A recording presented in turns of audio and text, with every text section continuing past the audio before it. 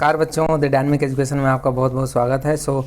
कल हमने part first already upload कर चुके हैं। आपने नहीं देखा है तो उसको पहले देखें।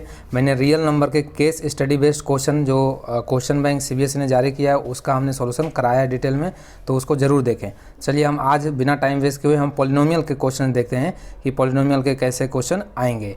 ठीक है, पॉलिनोमियल आपको मैंने पढ़ाया है यूट्यूब पर, तो आप उसमें मैंने ये तो रियल नंबर का है, ये रहा पॉलिनोमियल का क्वेश्चन। अब आप देख सकते हैं यहाँ पे ये पहले तो कहानी बता रखा है, 4 पिक्चर है।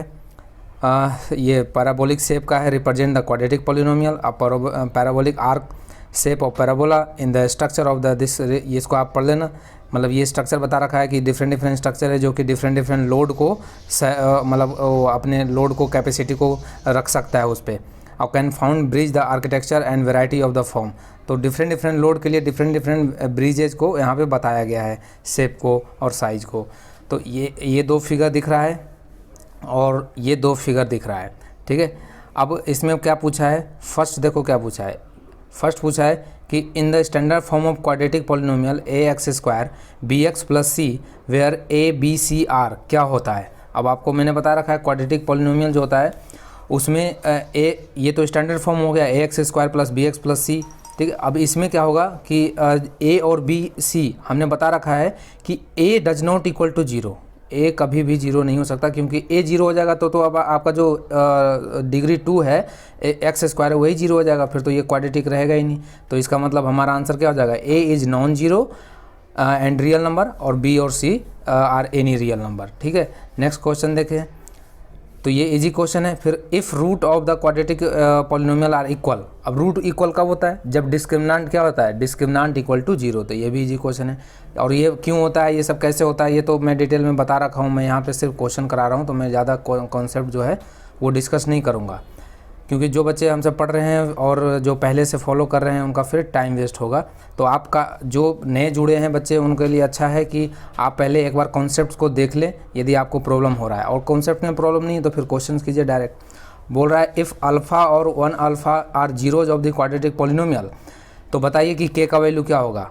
तो सिंपल है, कैसे करेंगे, आपको पता है कि अल्फ़ा और 1/अल्फ़ा क्या बता रखा है, जीरोज ऑफ द पॉलिनोमियल, मतलब ये रूट्स हैं, जीरोज मतलब रूट्स हैं। और के का वैल्यू पूछा है, मतलब ये आपको क्वाड्रेटिक पॉलिनोमियल दिया है। अब आप जानते हो कि प्रोडक्ट ऑफ रूट्स जानते हो क्या होता है, alpha into beta equal to होता है c/a। ठीक है, अब अल्फ़ा और बीटा इसके जगह पे क्या रखा है, यहाँ पे अल्फ़ा इंटू बीटा की जगह 1/अल्फ़ा दिया है, और इक्वल टू क्या है c/a। तो अल्फ़ा से अल्फ़ा कैंसिल हो जाएगा, तो 1 इक्वल टू क्या आ जाएगा c/a। और c यहाँ कितना है, c है यहाँ पे 8k अपॉन में 8k अपॉन a, तो a कितना है 2। तो ये 2 से ये इसको करोगे तो ये कितना हो जाएगा 4 बार में जाएगा, तो k इक्वल टू 1/4 इसका आंसर हो जाएगा, बी ऑप्शन करेक्ट हो जाएगा। ठीक है, फिर हम देखते हैं कि ग्राफ पूछा है कि x² + 1 इक्वल टू 0 का ग्राफ क्या होगा। क्या ये इंटरसेक्ट करेगा x एक्सिस को 2 पॉइंट पे, क्या ये टच करेगा, या नाइदर टच नॉर इंटरसेक्ट, या आइदर टच और इंटरसेक्ट। तो इस क्वेश्चन का जवाब दीजिए, बहुत ही इजी क्वेश्चन है, बस थोड़ा सा लॉजिकल है, इसको सोचिए आप जल्दी। तो इसके तो आप 2 तरीके जानता हूँ, मैंने आपको बता रखा है कि या तो आप इसका ग्राफ प्लॉट करो, ये जो इसको क्या मानोगे आप, मान लो कि f(x) इक्वल टू ये फंक्शन दे रखा है x² + 1, और f(x) इक्वल टू मतलब यही है y इक्वल टू x² + 1। अब आप उसको ग्राफ को प्लॉट कर लो, एक बार y का वैल्यू पुट करके और एक बार x का वैल्यू 0 पुट करके, और 2-3 वैल्यू फाइंड आउट करके, और ग्राफ बना के देखो कि कट कर रहा है नहीं कट कर रहा है, क्या 1 पॉइंट पे कर रहा है 2 पॉइंट पे कर रहा है। तो ये मुझे लगता है ये यहाँ पे बेफजूल की बात होगी कि भाई ऑब्जेक्टिव क्वेश्चन में हम ये सब कर रहे हैं, क्योंकि ये टाइम वेस्ट होगा। ये तो तब होगा जब आपको लिखना है सब्जेक्टिव में। तो हम यहाँ पे सिर्फ दिमाग लगाएंगे। दिमाग क्या लगाएंगे, अब देखो यहाँ पे आप इक्वेशंस का मैंने कॉन्सेप्ट बता रखा है क्या, कि आप जब इसको इधर 1 को इधर राइट हैंड साइड में भेजोगे तो ये कितना हो जाएगा, x² इक्वल टू -1। अब आप खुद बताओ कि इधर स्क्वायर है और इधर -1 है, तो क्या x का कोई ऐसा वैल्यू पॉसिबल हो सकता है जिसपे कि जो उसका वैल्यू हो निगेटिव हो x² का? नहीं हो सकता, क्योंकि पावर इस पर क्या है, इवन है, और इवन पावर है तो कभी भी निगेटिव वैल्यू तो पॉसिबल हो ही नहीं सकता। तो मतलब इसका मतलब ये है कि x का कोई एक ऐसा वैल्यू पॉसिबल नहीं है जो कि क्या हो, ये निगेटिव वैल्यू दो, मतलब निगेटिव वैल्यू दे ये। तो इसका मतलब ये neither touch nor intersect. Concept समझ में आया बच्चा? कॉन्सेप्ट यही है कि इधर -1 है तो इक्वेशंस क्या सेटिस्फाइड कब होता है? जब इधर भी -1 हो जाए तो वो वैल्यू क्या हो जाता है? हमारा सोल्यूशन हो जाता है। लेकिन इधर तो x स्क्वायर है तो मतलब x का तो कोई वैल्यू पॉसिबल नहीं, इसमें निगेटिव भी रखोगे तो भी पॉजिटिव हो जाएगा, तो इसका मतलब ये ग्राफ नहीं कट करेगा। ठीक है, सिंपल कॉन्सेप्ट। जल्दी चलिए आगे देखते हैं। पूछ रहा है if sum of the roots is -p and product of the roots is -1/p the quadratic polynomial. तो यदि आपको स्टैंडर्ड मैंने पढ़ा रखा है, यदि वो याद है तो आप तुरंत कर दोगे। स्टैंडर्ड क्या होता है? k ब्रैकेट में x² माइनस का अल्फ़ा प्लस बीटा, ये ध्यान रखना, यहाँ बहुत सारे बच्चे यहाँ प्लस कर देते हैं लेकिन यहाँ माइनस आता है, और into x plus alpha into beta, ये होता है ब्रैकेट बंद। ठीक है, तो k तो देखो सब में आएगा। अब यहाँ देखना x², तो x² और कितना दिया है? अल्फ़ा प्लस बीटा दिया माइनस, तो ये हो जाएगा k x² प्लस हो जाएगा ये। ठीक है, plus p x plus alpha into beta कितना दिया है? माइनस का p, तो माइनस यहाँ हो जाएगा 1/p, तो ये हो जाएगा। देख लेते हैं ऑप्शन कौन सा है। ऑप्शन हमारा क्या कौन सा है? देखो ये है, सी ऑप्शन हमारा करेक्ट ऑप्शन है।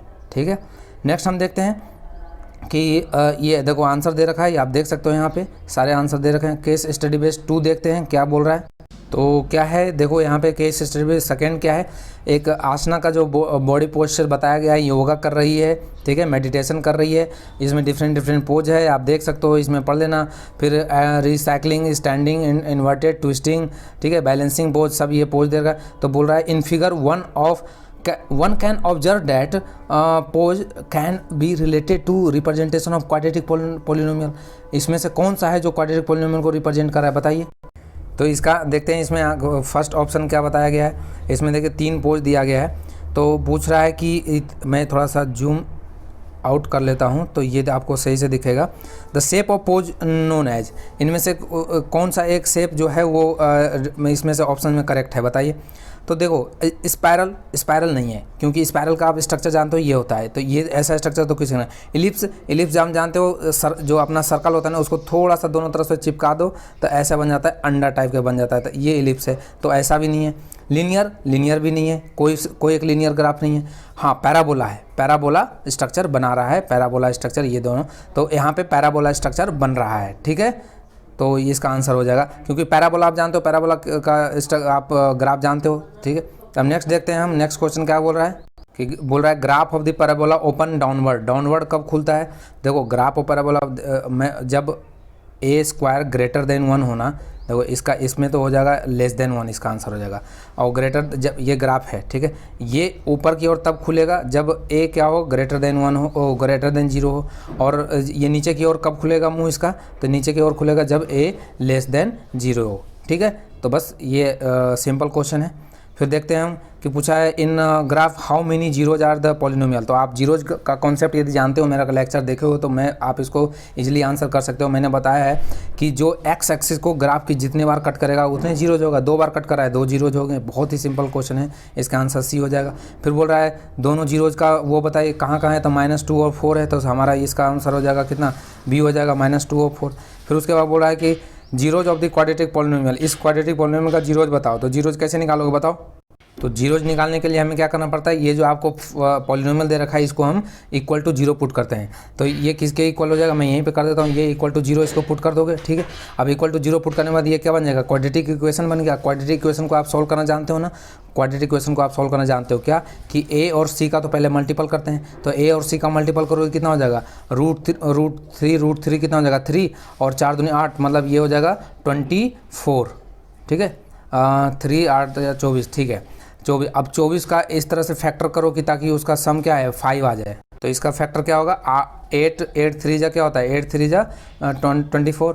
तो और 8 में से 3 माइनस करोगे कितना जाएगा, 5 आ जाएगा। तो यहाँ पे हम कर देंगे, तो 4√3x² और प्लस का 8x माइनस का 3x और माइनस का 2√3, ठीक है, इक्वल टू 0, ये हो जाएगा इक्वल टू 0। अब यहाँ से कॉमन क्या आएगा, देखो अब कॉमन यहाँ पे आएगा, आई थिंक मेरे हिसाब से यहाँ पे 2 कॉमन आ रहा है। कितना आएगा, 4√3 है तो 2x² कॉमन ले लो।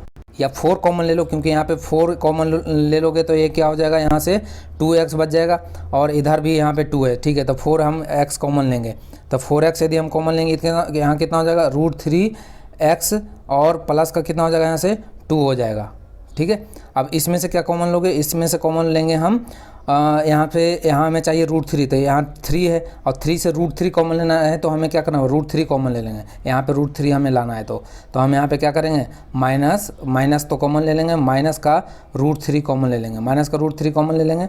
तो यहाँ कितना, यहाँ मैं लिख देता हूँ ब्रैकेट में, तो यहाँ बच जाएगा √3x प्लस का यहाँ से कितना आ जाएगा, √3 कॉमन ले लेंगे, 2 आ जाएगा इक्वल टू 0। अब इन दोनों में से क्या आएगा, √3x + 2 और √3x + 2 यहाँ से कॉमन आ जाएगा, तो ये बन जाएगा √3x + 2 और ब्रैकेट में 4x - 3 इक्वल टू 0, ठीक है। तो यहाँ से एक वैल्यू देखो दिख रहा है x, एक बार इसको 0 पुट करोगे, एक बार इसको 0 पुट करोगे, तो ये जाएगा √3/4। तो √3/4 कहाँ दिख रहा है, देखो √3/4 तो यहाँ भी दिख रहा है, यहाँ भी दिख रहा है, लेकिन इसका कितना हो जाएगा, ये हो जाएगा √12/√3 और 12/√3 को हम ब्रेक करेंगे तो कितना आएगा, ओके सॉरी ये यहाँ पे 12 नहीं, ये गलती लिखा गया, यहाँ पे ये 2 है ना, यहाँ पे ये 2 है, तो ये 1 नहीं, ये 2 है और ये प्लस में है, तो प्लस का 2 है ये, ठीक है। तो ये आ जाएगा 2/-2/√3, तो ये हमारा करेक्ट बी हमारा आंसर हो जाएगा, ठीक है। आप देख सकते हैं ये बी हमारा करेक्ट आंसर है, ओके। नेक्स्ट हम देखते हैं क्या है, थर्ड केस है, एक बास्केटबॉल और एक सुकर है, ठीक है, सॉकर, इसको सोकर जो भी प्रोनाउंसिएट करना है आप कर लेना। तो ये कहानी यहाँ बताया गया है कि आप देख सकते हैं कि ये तो बास्केटबॉल का कोर्ट है, जिसमें कि बास्केटबॉल में इसमें एक लगा रहता है, यहाँ पे जाल लगा रहता है, उसमें डालना रहता है, तो और एक ये है, इसमें किक मारना होता है। तो दोनों जो खेल है उसमें स्फेरिकल बॉल यूज हो रहा है, और एथलेटिक्स और ड्रिपल ये आप इसको पढ़ लेना, ये कहानी है। मेन हमारा जो काम है वो है कि the projectile of the soccer ball and basketball are in form of parabolic representation of quadratic polynomial, ये बताया गया है बस, ठीक है। और देख सकते हो कि ये जब भी यहाँ से फेंकेगा तो कैसे, ये पैराबोला शेप में जाएगा, ये भी पैराबोला शेप में जाएगा, समझ में आया। तो क्वेश्चन हमें क्या पूछ रहा है, तो shape of the part trace the shown in, तो पैराबोला, चलो ये तो ईजी, बहुत ईजी हो गया। The graph of the open upward, तो ओपन अपवर्ड ग्रेटर देन 0, ठीक है, ग्रेटर देन 0, सी ऑप्शन हो जाएगा, ओके। नेक्स्ट हम देखते हैं 3 नंबर क्या बोल रहा है, 3 नंबर बोल रहा है कि ऑब्जर्व द फॉलोइंग ग्राफ, इसको ग्राफ को ऑब्जर्व कीजिए और आंसर दीजिए। तो यहाँ पे देखो 3 बार कट कर रहा है, ये ग्राफ कितने बार कट कर रहा है, 3 बार कट कर रहा है, 1 2 3, तो इसके हिसाब से आंसर क्या होगा देखना। In above graph how many zeros, तो 3 जीरोज हो जाएंगे। फिर नेक्स्ट क्या पूछ रहा है कि the 3 zeros of the above graph, तो 3 जीरो कौन कौन से हो जाएंगे, देख लो कौन कौन से हैं यहाँ पे, एक तो है -3, एक है -2 और एक है -3 -1 और 2, तो -3 -1 और 2, ये सी डी ऑप्शन यहाँ पे करेक्ट हो जाएगा, ठीक है। सो अब देखो क्या है कि नेक्स्ट क्वेश्चन क्या बोल रहा है, what is the expression of polynomial, क्या होगा इसका एक्सप्रेशन। तो ऑब्वियस बात है 3 इसके सॉल्यूशन है, 3 जीरोज हैं, तो इसका मतलब ये क्वाड्रेटिक क्यूबिक पॉलिनोमियल बनेगा। अब देखो बच्चा क्या हुआ कि कुछ बच्चा लॉकडाउन में क्या बोला कि सिलेबस हटा दिया क्यूबिक का। अब देखो क्यूबिक में क्वेश्चन नहीं पूछा, लेकिन उसके बेसिक जो है ना, बेसिक जो फॉर्मूले हैं उस पर बेस्ड क्वेश्चन पूछ लिया, ठीक है। अब आप क्या करोगे यदि बिल्कुल छोड़ दोगे तो, इसलिए मैंने बोला था कि थोड़ा फॉर्मूला भी ध्यान रखना चाहिए। अब आपको यदि क्यूबिक के रूट्स याद हैं, फॉर्मूले याद हैं कि देखो 3 रूट होते हैं, तो आपको पता है कि alpha plus beta plus gamma equal to क्या होता है, इसमें भी होता है -b/a, ठीक है। उसके बाद एक और फॉर्मूला था क्या, alpha into beta plus beta into gamma plus gamma into alpha, ठीक, gamma into alpha equal to कितना था, ये होता था c/a, ये मैंने बताया है। और उसके बाद फिर एक और क्या था कि alpha into beta into gamma, तीनों का जो मल्टीपल है वो आता है d/a। ये तीनों फार्मूला यदि ये ध्यान है ना, तभी ये कर पाओगे आप, अदरवाइज नहीं कर पाओगे। तो सो आपके पास रूट क्या क्या थे, रूट थे हमारे पास -3 -1 और 2 था, ठीक है, ये था। तो हम जब alpha plus beta plus gamma निकालेंगे तो ये कितना हो जाएगा भाई साहब, अल्फ़ा प्लस बीटा इसको जब करोगे तो ये आ जाएगा कितना, -4 और +2, तो -2 इक्वल टू कितना हो जाएगा, -b/a, तो माइनस से माइनस कैंसिल हो गया, एक इक्वेशन ये बन गया। फिर जब alpha into beta plus beta into gamma करोगे तो यहाँ में मैंने कर रखा है, तो ये इसका जो आएगा ये कितना आएगा, -5 5 अल्फा इंटू बीटा, देखो यहाँ से कर ही देता हूँ, ये कितना हो जाएगा, अल्फा इंटू बीटा, एक बार इसको मल्टीपल करो तो ये हो जाएगा 3, ठीक है। उसके बाद फिर इन दोनों का मल्टीपल करो कितना हो जाएगा, -2, और इन दोनों का मल्टीपल करो कितना हो जाएगा, -6, तो -6 ये हो जाएगा -8, 3 - 8 तो हो गया -5, ओके। तो इसको हम लिख देते हैं यहाँ पे -5। अब ये मतलब हमारा सेकंड ये हो गया -5 = C/A, ठीक है। तीसरा क्या हो जाएगा, alpha into beta into gamma, तो तीनों का मल्टीपल करो, तो तीनों का मल्टीपल करेंगे क्या हो जाएगा, -3 इंटू ये माइनस में प्लस तो 6 हो जाएगा, तो 6 = क्या हो जाएगा, 6 = हो जाएगा D/A, 6 = D/A।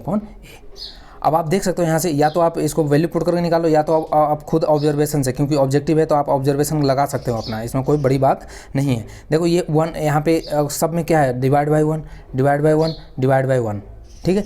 तो मतलब A का वैल्यू पक्का है कि A का वैल्यू 1 ही है, ठीक है। तो आप डायरेक्ट कंपेयर भी कर सकते हो, रेशियो को कंपेयर करके डायरेक्ट ले सकते हो, ठीक है, कोई दिक्कत नहीं है। तो आप यहाँ से देख सकते हो B हमारा कितना आ जाएगा, B हमारा आ जाएगा 2, और A हमारा 1 हो गया, और C कितना हो जाएगा, C हो जाएगा -5, C हो जाएगा -5, और फिर D कितना हो जाएगा, D हो जाएगा हमारा 6, ठीक है।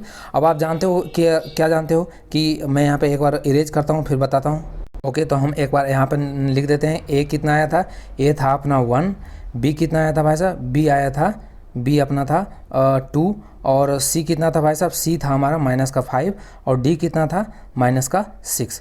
वो जो alpha into beta into gamma होता है वो D/A नहीं -D/A होता है, वो वहाँ पे मिस्टेक हो गया, कोई दिक्कत नहीं है। तो यहाँ पे आप कंसिडर कर लेना -D/A, तो फिर D कितना हो जाएगा, -6। अब इसके हिसाब से क्वाड्रेटिक इक्वेशन स्टैंडर्ड फॉर्म क्या होता है, आप जानते हो, AQ प्लस का क्या होता है, AQ plus BX² plus CX plus D, ये होता है, ठीक। अब इसमें वैल्यू पुट कर दो सारे, तो A का 1 हो गया तो ये है, फिर B का कितना है, 2 है तो 2 है, ठीक है, यहाँ पुट कर दिया। फिर C कितना है, -5, तो -5 कहाँ है भाई, -5 कहाँ है बताओ, -5 ये दिख रहा है, -5 आपको यहाँ से, ओके। तो इरेज हो गया, चलो ठीक है। यहाँ पे ऑप्शन क्या हो जाएगा करेक्ट, ऑप्शन हो जाएगा हमारा A करेक्ट हो जाएगा, ठीक है। आप देख सकते हो यहाँ पे A कितना है, 1 है, B 2 है, और C -5 है, और D -6 है, तो हमारा ये हो जाएगा quadratic polynomial, sorry cubic polynomial, ठीक है। सो अब हम नेक्स्ट क्लास में करेंगे लीनियर का, ओके। तो तब तक बने रहिए डायनेमिक एजुकेशन के साथ। Thank you for watching dynamic education.